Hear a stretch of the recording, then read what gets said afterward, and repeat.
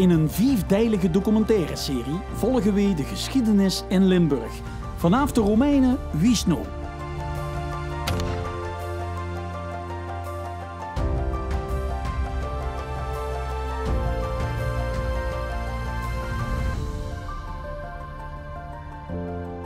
Dit is Limburg in de wereld. Dik 2000 jaar historie vol met spannende verhalen en gebeurtenissen.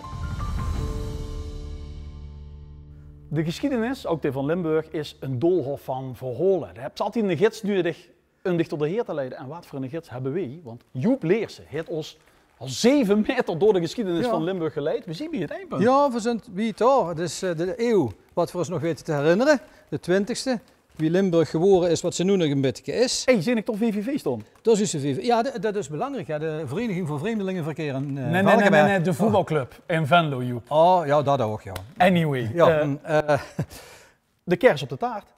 Inderdaad, het laatste stukje. Modern Limburg.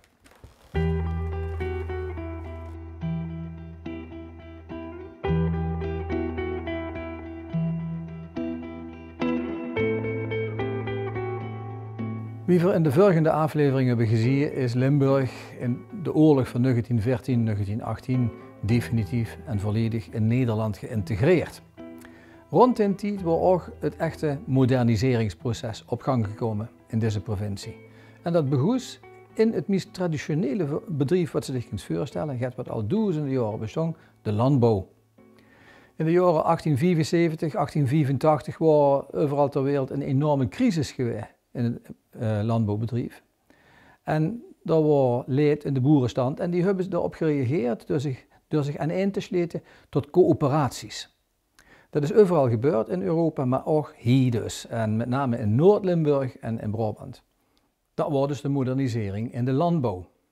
Maar weer naar het zuiden kwam natuurlijk een hele andere tak van industrie op. Van 1899 af, in het begin van de 20e eeuw, tussen Heerlen en Kerkrade begon de mijnbouw. Een beetje fantasie, maar dan duidt dit wel. Denken ze aan het landschap in Limburg ten tijde van de mijnbouw. Ja. Daar is niks meer van over. Er is niks meer van over gebleven. In tegenstelling tot omringende landen hebben we dat industrieel erfgoed volledig weggevaagd. Er is bekans niks meer wat er nog aan herinnert. Maar gelukkig hebben we de verhalen nog. En wat is overgebleven, zijn te verhalen. Is dat ook geschiedenis trouwens? Dat is een vorm van geschiedenis. Het is een omgang met het verleden, maar het is ook soms opgespannen voort met de geschiedenis. Noem eens een voorbeeld. Nou, de crisis legendevorming, wie bijvoorbeeld de bontjas van Heerlen. Daar is veel over te door geweest. In de tijd, in nergens zoveel bontjassen worden verkocht als in Heerlen. Om aan te geven dat het met Heerlen heel goed ging, dankzij het geld bij de koempels. Ja, dat is het verhaal wat rondgaat. En dat is inderdaad een bekende legende, tot voor zeggen, tot die legende besteed is een gegeven. Maar die is historisch feitelijk niet hel te maken. Als ze dat echt eens gaan onderzoeken, dan merken ze dat is een rondzingend verhaal. Wie bijvoorbeeld dat van die bielemannen wat protestantse barricades moesten slechten, hoe we dat in de volgende uitzending over hebben gehad. Oké, de echte cijfers van de bontjassen ontbreken, maar het verhaal sluit aan bij de werkelijkheid. Het vertelt me dat het goed ging met Heerlen, dat is toch de bedoeling? Ja, het sluit aan bij de werkelijkheid en ook bij de beleving van de werkelijkheid. Dus de zo's kunnen zeggen, eigenlijk niks mis met zo'n verhaal. Maar van de andere kant moesten ze ook oppassen tot de verhalen het Nederrijk alleen kregen. We hebben soms de neiging voor het verleden in te dikken met bepaalde stramins, schablonen, hoe de schurken zijn, meneer Pastoor, en dan hoesten de slachtoffers, de koempel met stup, en bepaalde van die vaststaande thema's. En dan versimpelt ze eigenlijk het verleden tot 3, 4 bekende verhaalstukjes. Dus het klopt wel, maar dan moet het wat complexer zijn. Juist, het verleden wordt minstens even complex en tegenstrijdig en gelaagd wie de samenleving nu en vandaag. En als we dat versimpelen tot alleen die verhalen, dan dunt voor het verleden geen recht. Maar ging het nu goed met Heerlen of niet? Dat wel. We kunnen bontjas of geen bontjas zeggen. Heerlen was een welvarende, moderniserende stad in de jaren 20, 30.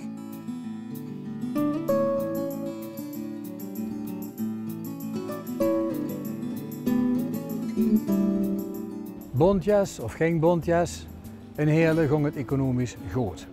In 1933 wordt het warenhuis van Schunk ondergebracht in een juweel van moderne architectuur, het Glaspaleis, ontworpen door Peuts, wat ook her en der in de stad en in de provincie zijn sporen heeft achtergelaten. Peuts heeft de Royal Bioscoop in Heerlen ontworpen, het Raadhuis hier en ook de Jan van Eyck Academie in Maastricht. Ook de architect Stuit heeft voor een moderne uitstraling voor deze nieuwe mainstad gezorgd. met de wijk Molenberg en de Vroedvrouwenschouw. De bevolking kroeg werk en dat wordt tussen de oorlog een belangrijk gegeven. Van wie buiten de mijnstreek kwamen ze per tram of per bus gependeld uit bekans alle Limburgse dorpen tot Wiet in het noorden. Ook vanuit Duitsland, vanuit Polen, vanuit Slovenië kwamen koempels hier werken. Ze koesten goed hun drie vinden, want er waren gedeelde ambachtstrots en solidariteit voor het werk ondergronds. En buiten de werkoren was het vrije tijdsleven voor hun gemakkelijk toegankelijk, omdat ook ze een katholieke achtergrond hadden. En in het katholieke vrije tijdsleven van de Mijnstreek, met kosten drieën. Het werk was natuurlijk hel en gevaarlijk. Er waren ongelukken en stoflong was een probleem dat lang onder het tapijt is geschoven. Niettemin, er was gedeelde kameraadschap, solidariteit en er was een intens gezelligheidsleven. Er was voorspoed en er was een modern, gezellig gevoel in de stee van de Mijnstreek.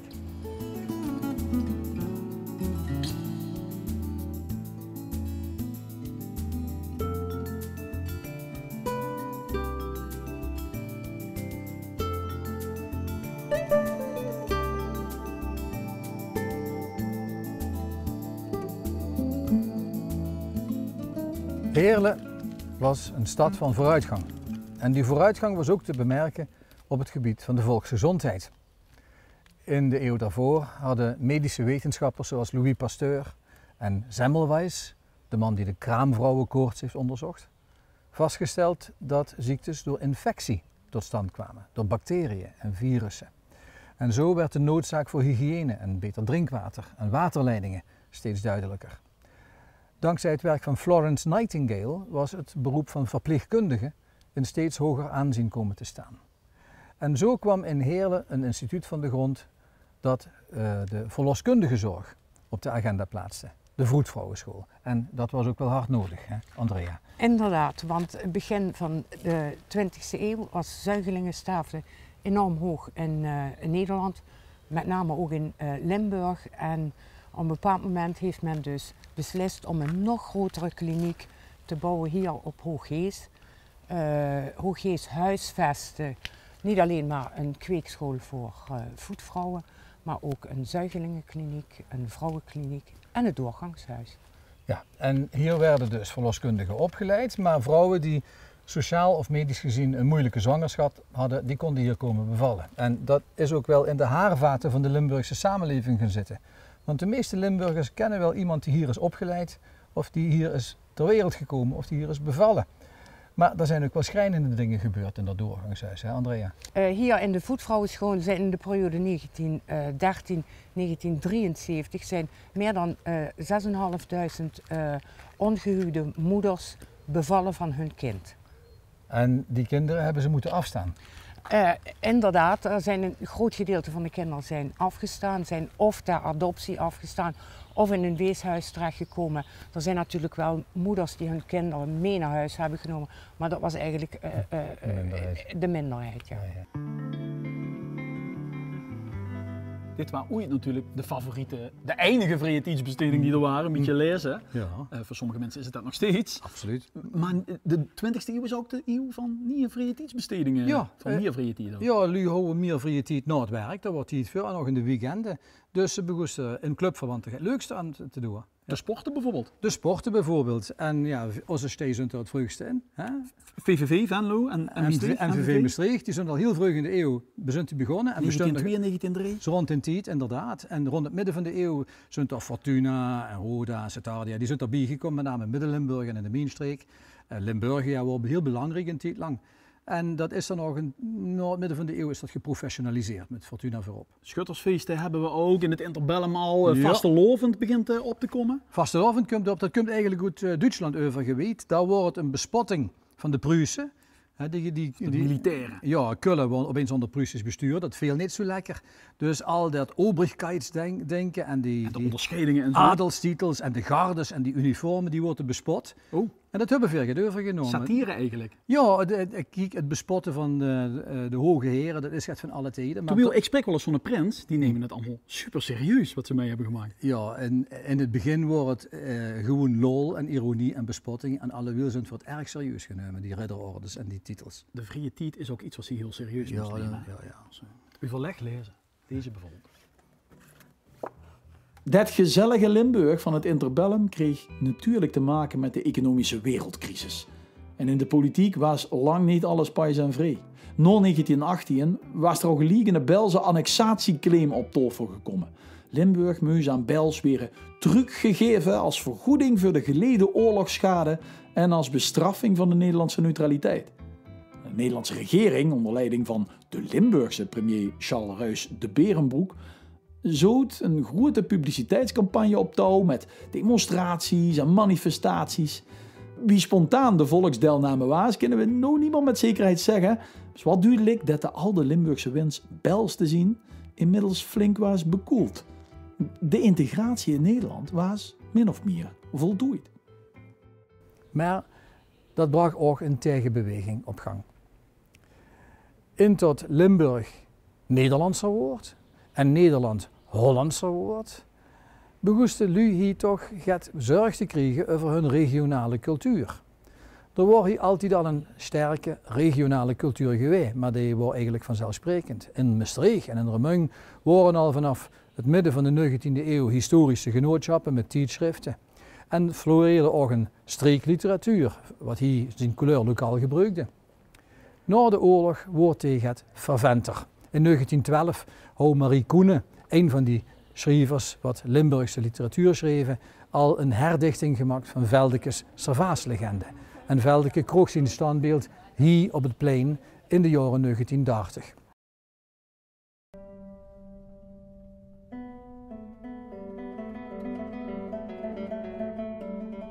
Ook had hij in Limburg de genocide gehouden. De nazi's wilden niet-Arische bevolkingsgroepen uitroeien. Dat waren de Joden. En van de 1450 ongeveer Limburgse Joden hebben er de helft de oorlog niet overleefd. Verstond hier in Gulpen bij het monument van Appie Drielsma voor de lokale Joden, wat vermoord zijn in de vernietigingskampen. Niet alleen de Joden, maar ook de Sinti, een Roma-volk, of Zigeunervolk. De Sinti, wat hier sinds ongeveer een eeuw woonachtig waren, zijn door de genocidale politiek van de nazi's getroffen. De helft van die 1441 Joden is vermoord. Dat was nog altijd een hogere overlevingskans als in de rest van Nederland. Want daar heeft maar 27 tot 29% van de Joden de bezetting overleefd. Die heeft er ook een jaar langer gedood, dat is een regisfeer te vinden, maar niettemin. Limburgers houden niet zo heel veel met overheden, ook niet met de nazi's. En relatief zijn Joden weniger verraaien in Limburg als in andere delen van het land.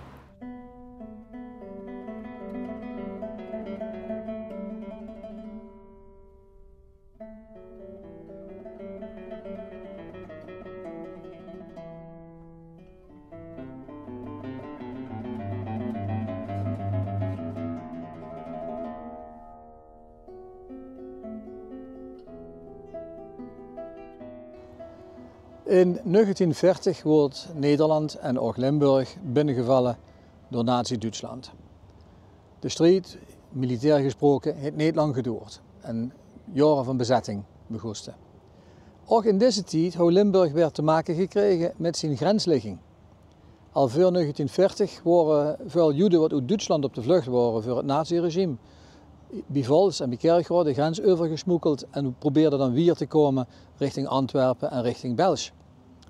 En ook in de oorlogsjaren zijn veel lui wat wilden ontsnappen, bijvoorbeeld neergestorte piloten, de grens overgeholpen, bijvoorbeeld bij de Voerstreek in Zuid-Limburg of onder Weert in de Peel.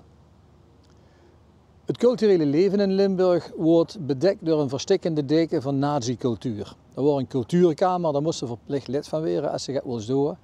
En heel veel Limburgse verenigingen hebben dat geweigerd. Chateauerieën moesten hun wapens inleveren of hebben ze verstopt. En de harmonieën en fanfares die hebben een hele tijd lang alleen maar binnenskamers gemusiceerd en zijn niet uitgetrokken in die bezettingsjaren. Het rood-wit-blauw boven in de meiden van Meer wappert vandaag, maar wapperde ook op de dag dat de Pruisen binnenvielen in 1940. En vervolgens is de meiden niet afgebroken door de bezetter. Dus de boom heeft al de ganse oorlog gestaan, maar die vlag ook. Het rood-wit-blauw heeft nergens in Nederland zo lang gewapperd gedurende de oorlog als hij in Meer. En vandaag wappert er weer. Het zuiden van Limburg wordt in september 1944 al bevrijd en door het leed, althans in het zuiden, geleden. Ook hier in Mergrote, waar zoveel Amerikanen begraven zijn. Maar voor de rest van Limburg wordt een ganz ander verhaal. De opmars naar Arnhem stokte en vanaf dat moment wordt de Maas een frontrivier. Ten noorden van Susteren is een keiharde oorlogswinter over alle gemeentes van Limburg aan de rechtse kant van de Maas getrokken. Bombardementen, ontberingen, verwoestingen tot en met. De streek tussen Susteren en Montfort is pas bevrijd in januari 1945. En in februari volgde Gennep, dat kwam van het noorden uit. En pas in maart, begin maart 1944, zijn toen ook de Pruisen verdreven, of de nazi's verdreven geworden in de streek van tussen Remun en Venlo. En toen pas is de bevrijding van Limburg volledig voltooid. Na 1945 wordt de aanvankelijke respons op de bevrijding nostalgie. De lui houden heimwee naar de knusheid en de zekerheden van de jaren 30 en ze worden blij tot het leven zien een gewone loop koes hernemen. Maar er stond toch een verandering op til. Een vreugdteken wordt de oprichting van de regionale Omroep Zuid, een radiostation voor Limburg, in 1944. En in de loop van de jaren 1940-1950 wordt Maastricht stilletjes aan toch al een studentenstad. Want er worden verschillende instanties van hoger onderwijs opgericht, wel op artistiek gebied.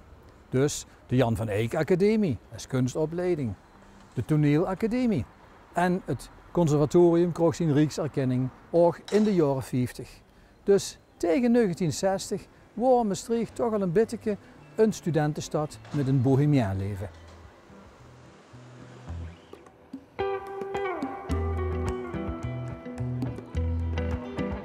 De Jan van Eyck Academie in Maastricht gaf eigenlijk een platform aan het wat begonnen wordt tussen de oorlogen, de opkomst van een Limburgse moderne kunst. Heel bijzonder eigenlijk. Het waren kunstenaars wat soms hechte verbanden houden met decoratieve kunsten, te werk gesteld worden bij de aardewerkfabrieken, ook zelf in ceramiek werkten en lang ook glas en lood, atelier Nicolas en Remun en andere vormen hebben gebezigd. Dus de moderne kunst in Limburg was heel erg kort verbonden met de decoratieve kunsten. En ook moerschilderingen zijn echt een Limburgse soort van kunstbedrijf geweest. En veel traditionele kerkjes in Zuid-Limburg hebben moderne kunstenaars gevraagd voor hun interieur op een moderne manier vorm te geven. Zo ook dit zeer oude Romaanse kerkje hier in Lemiers. Daar heet Hans Truijen, product van de Jan van Eyck, heeft hij deze fantastische moerschilderingen gemaakt.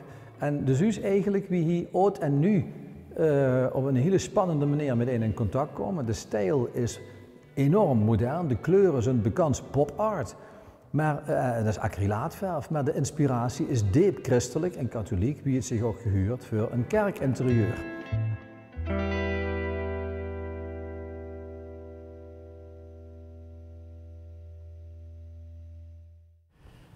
De 20e eeuw is de eeuw van de dekolonisatie. Dat is voor alle Europese landen en ook voor alle Europese koloniën, voormalige koloniën, een lastig en pijnlijk en traumatisch en ontwrichtend gegeven in de geschiedenis. In Nederland kregen we daarmee te maken op een hele bijzondere manier door het feit dat er een bevolkingsgroep was in de Molukken die eigenlijk trouw was aan Nederland, door Nederland onafhankelijkheid beloofd kreeg en Nederland kon dat niet waarmaken. En die Molukkers zijn hier naartoe gekomen en men heeft u toen een beetje laten stikken, heb ik de indruk, mevrouw Sahitapi. We staan hier in de Molukse wijk van Geleen en u hebt daar nog herinneringen aan over de tijd van aankomst. Ja, als ik mijn foto's bekijk van mij van op de lagere school, dan zie ik altijd heel erg bedrukt en boos uit. En nou begrijp ik mijn boosheid, want we werden niet opgevangen eigenlijk. Nee. We werden gewoon aan onze lot overgelaten. En er was wel een zorg, zorg was er, ziekenzorg. En ja, er was voedsel, kregen we. Maar verder ook niets. Ja, kleding worden, maar verder ook niets. Het moderne gevoel in Limburg kwam goed op gang midden jaren 60. De babyboomers werden volwassen, maar op dat moment vond er een ontwrichtende ontwikkeling plaats. In 1965 werd de sluiting van de mijnen aangekondigd. Bij Maurits, het is algemeen bekend, produceert de tonnen kolen met grootste verliezen per ton.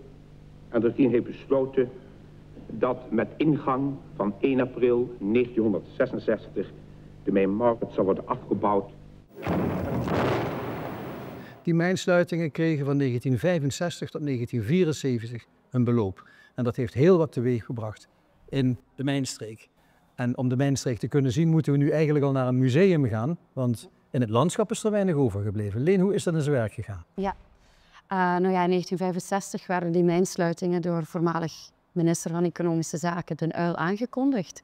En het plan was om dat eigenlijk best geleidelijk te laten verlopen. En bij aanvang was al het idee, we gaan voldoende vervangende werkgelegenheid voorzien. Alleen door zijn opvolgers is dat versneld uitgevoerd. Er is een economische recessie bijgekomen. En men ziet eigenlijk dat die mijnsluitingen een enorme impact hebben. Er is heel veel werkloosheid. Heel veel oud-kompels raken in de arbeidsongeschiktheid. Omdat dat ook een soort oplossing was. Omdat die vervangende werkgelegenheid maar niet gevonden werd. Er was krimp. De mensen trokken weg. Er was leegstand. Dit eens zo bloeiende Heerlen met een bloeiende middenstand en de grote warenhuizen. Ja, er was eigenlijk geen afzetmarkt meer.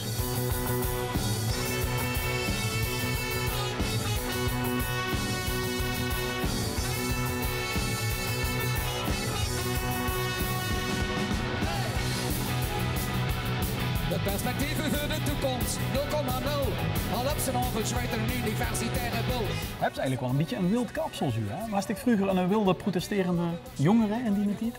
Ik ben het eigenlijk nog helemaal, maar ik durf het niet toe te geven. Ik word inderdaad zo'n langharige van in de jaren 70. En een hartstikker wie ze in de jaren. Precies, wie de minen sloten en de perspectieven daalden naar 0,0. Ja, wie het liedje van de Janse Baggerbende dit inderdaad ziet. Dat viel samen. De maatschappelijke ontreddering van het traditionele Limburg wat op de mine dreef. En van de andere kant die babyboomers van mijn generatie wat stilletjes aan te boosten, te puberen en volwassen te worden. Ja, had ze op meer plekken.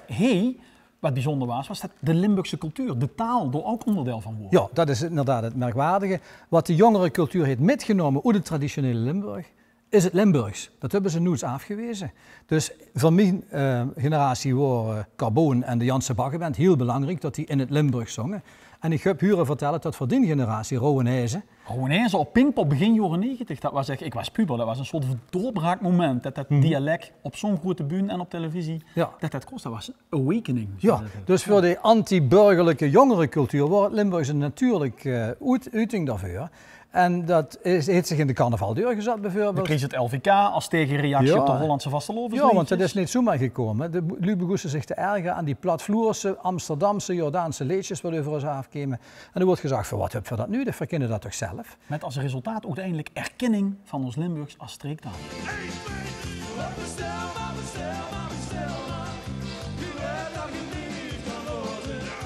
Inmiddels zien we in de 21ste eeuw, en kunt ze terugkijken, wat is eigenlijk het belangrijkste wat in Limburg is blijven hangen uit die tijd? Nou, één ding zit achter die oer, zie ik. De euro. De euro, inderdaad. Of meer Maastrichts, hè? Nou ja, het is afkomstig uit het verdrag van Maastricht, 1992. En het is niet voor niks dat dat verdrag in Maastricht is gesloten. Dat wil al gaat zeggen over de internationale allure en uitstraling wat de stad heeft gekregen, laat in de 20e eeuw. Daar huurt ook bij het Europees paspoort. De ganse integratie van Europa tot één politiek blok is doorbegonnen en daar leeft van nu nog dagelijks in. En de open grenzen, wat voor gevolgen heeft gehad ook voor de logistiek in bijvoorbeeld Noord-Limburg. Absoluut. En Limburg als exportregio. En... Ja, Limburg heeft enorm geprofiteerd van het feit dat we al die grenzen wat we in het buitenland hebben, dat die nu veel poreuzer zijn geworden. Dus Limburg is een transitoregio geworden. Heel veel grensverkeer. van lui, ook van goederen. Voorzien de grote opslagloodsen langs de A2 storen. Voorzien ook de verstopte files onder de roertunnels bij het outletcentrum Roermond storen. Dat is allemaal mogelijk. Of voor de Vriethof als er nog André Rieu komen kijken. Absoluut, André Rieu. Begonnen als onderdeel van de bohemien stadscultuur van Conservatoriumstudenten van Maastricht. En uitgegroeid tot een internationaal fenomeen. Uit de ganse wereld van China en God weet hoe de lui naar de Vriethof komen van voorzien Maastrichtse concerten te luisteren. Dat is Limburg. Ook dat is Limburg. Dit was de laatste meter van onze tijdlijn. Wie zal Limburg in deze 21e eeuw omgaan met de vernieuwingen? De geschiedenis van Limburg wordt vervolgd.